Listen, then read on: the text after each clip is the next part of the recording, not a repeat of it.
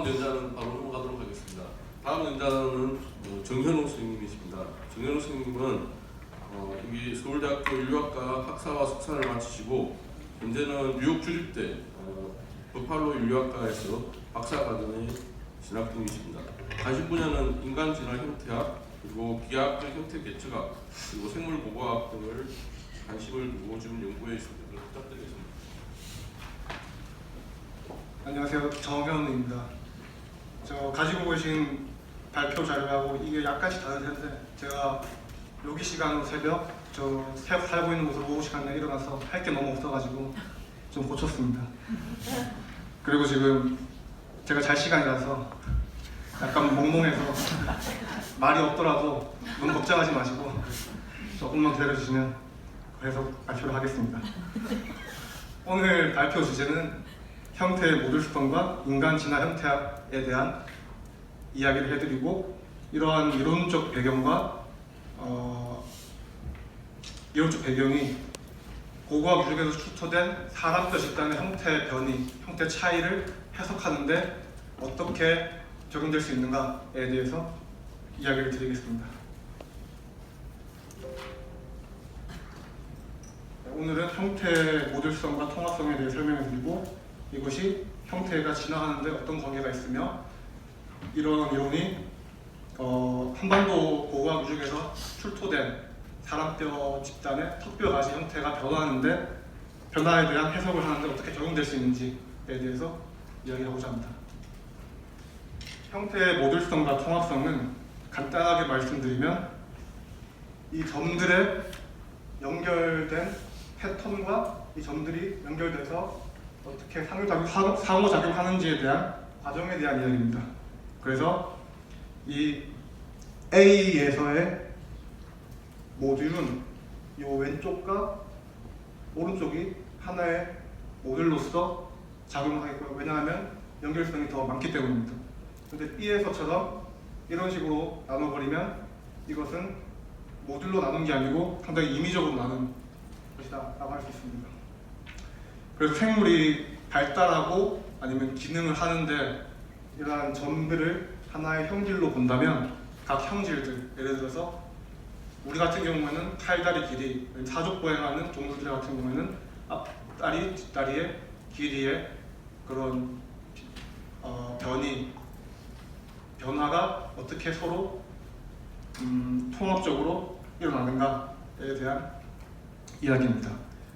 이것이 왜 중요하냐면 어떤 선택압, 예를 들어서 앞다리, 뒷다리의 길이가 변화할 때 그것이 앞다리만 하려는 어떤 그런 선택압이 주어졌다면 앞다리와 뒷다리는 같이 하나의 모듈로서 묶여있기 때문에 그런 선택압이 주어져도 그런 것의 변화가 일어나는데 상당히 제한이 있게 됩니다. 아니면 만약에 둘 다 같이 길이가 변화한다면 둘은 이런 식으로 모듈로서 묶여있기 때문에 앞다리, 뒷다리 길이 변화가 더 촉진될 수 있는 것이라고 할 수 있습니다.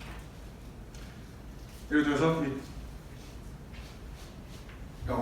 얼룩말이 이제 보행을 하는데 앞다리, 뒷다리가 쓰이는데 이 공통된 기능을 하는 이 앞다리, 뒷다리가 같은 유전적 기제, 예를 들어서 다면, 발현 하나의 유전자가 여러 표현형에 영향을 미치는 이 경우 같은 경우에는 앞다리 길이, 뒷다리 길이에 같이 영향을 미치기 때문에 발달적으로 같이 하나의 모듈로서 통합되어 있고, 아니면 진화적으로도 선택압이 주어졌을 때 같이 변화하는 것이라고 할 수 있습니다.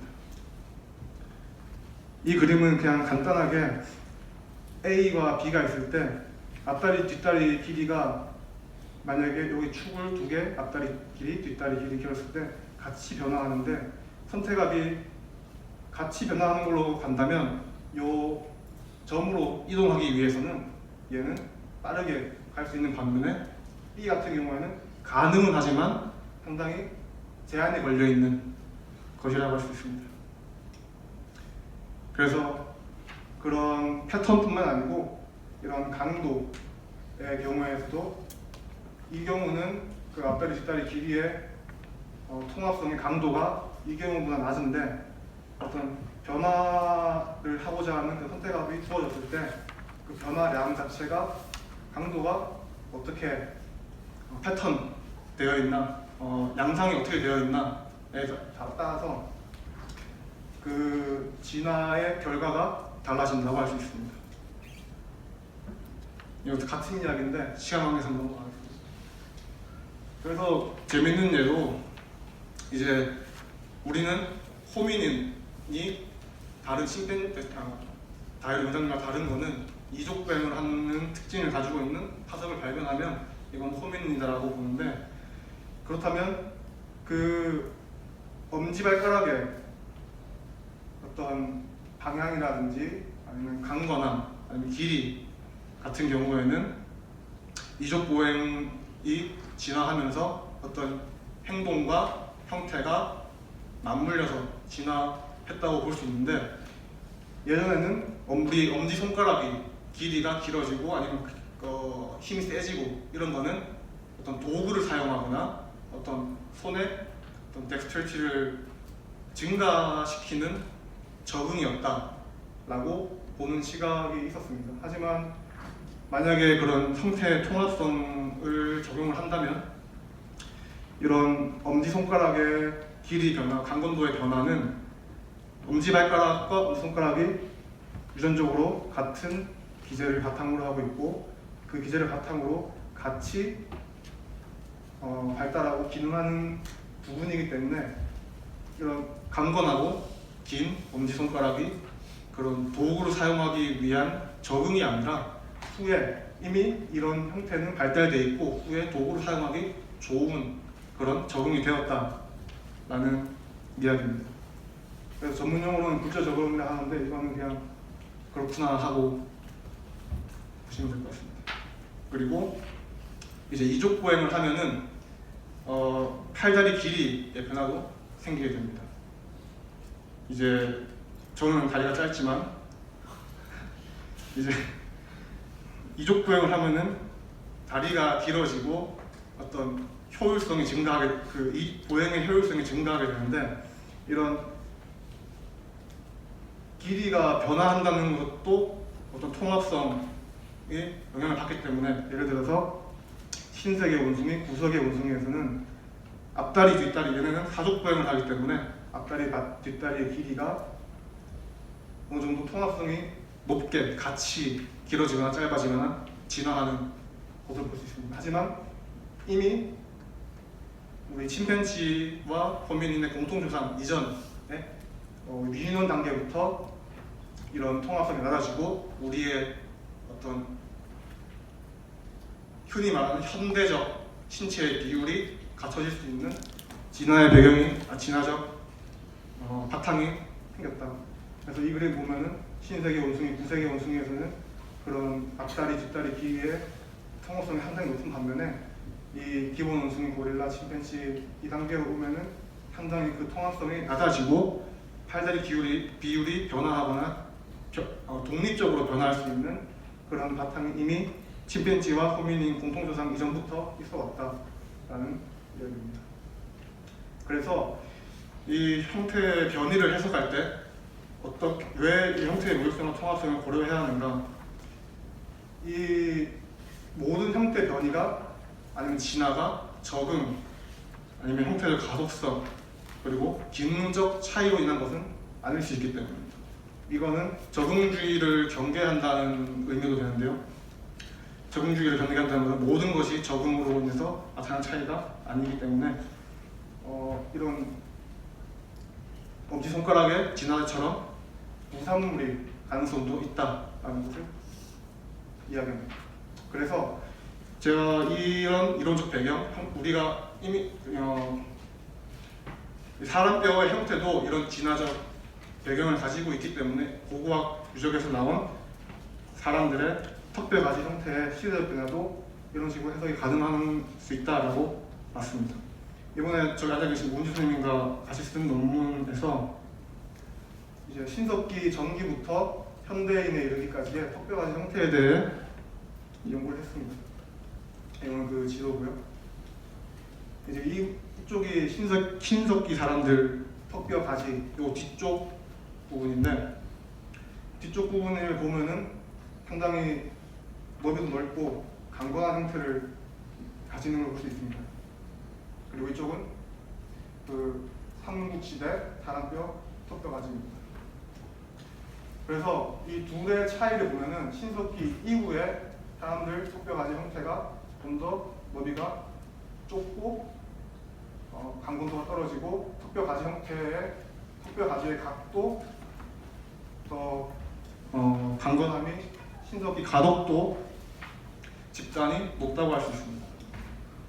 보통 이것을 기능적 차이다, 아니면 형태적 가독성이다, 아니면 적응이다 라고 본다면 이 넓어진 형태 아니면 강건한 형태는 어떤 농경과 수렵 채집, 이 신석기 집단이 신석기 전기였지만 그 안정동영서 연구 결과를 보면은 이 집단이 수렵 채집을 했다고 보는 연구가 있기 때문에 이 형태 자체도 이런 전 세계 대상으로 했던 농경, 수렵 채집인의 턱뼈 가지 형태처럼 그런 기능적 차이를 반영한 것이다 라고 해석이 가능합니다. 예를 들어서 이 템포랄리스 머슬은 여러분이 씹으면은 그쪽에 움직이는 근육이고요. 아니면은 큰 근육 위주로 하면은 또 마스터 머슬은 이쪽에 볼 쪽에 있는 근육인데, 근데 문제는 신석기 유적 뼈들은 두개골에 이런 근육이 붙어 있는 부분이 다 유실되거나 아니면은 이쪽 돌기 부분도 거의 없기 때문에 이 부분들이 형태가 같이 남아 있어야지 이런 기능적 차이에 대해서 더 확고하게 얘기를 할 수 있을 텐데, 아쉽게도 신석기 유적은 고정 상태가 그렇게 좋지 않아서 이 부분들이 많이 유실되어 있습니다.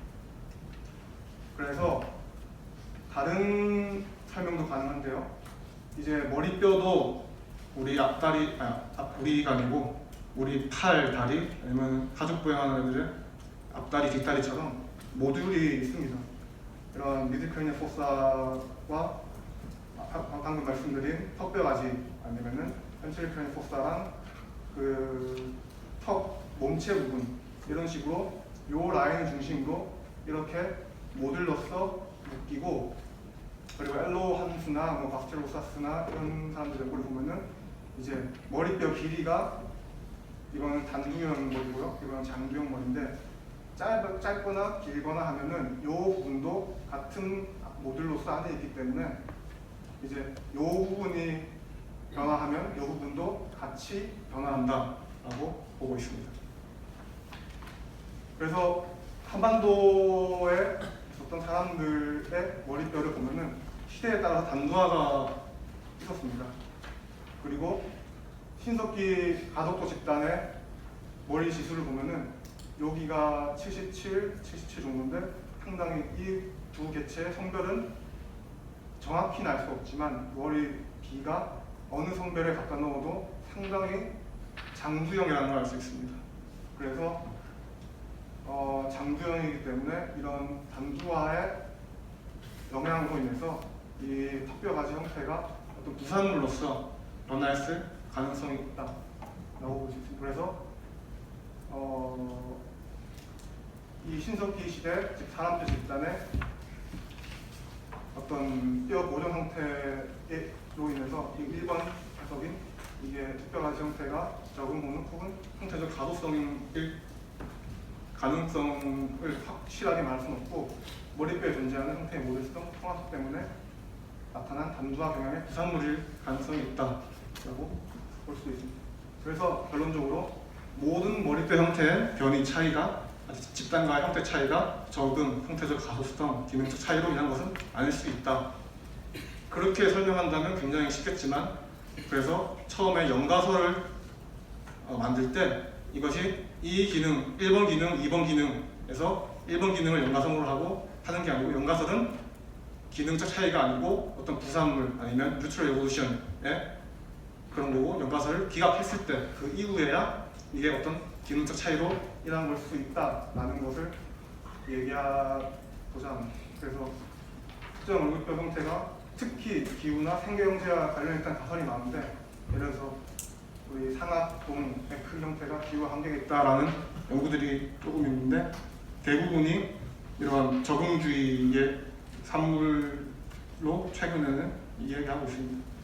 특히 옛 사람뼈 집단의 머리뼈는 온전한 경우가 많지 않고요. 특히 신석기 집단 사람뼈는 봤을 때 많은 근육 부착부위라든지 그런 부분들이 유실되어 있고, 이 제가 했던 연구처럼 특정 부위만 선정하여 분석할 때 결과 해석에 주의가 필요한 것을 형태의 모델성과 통합성을 고려했을 때 알 수 있습니다.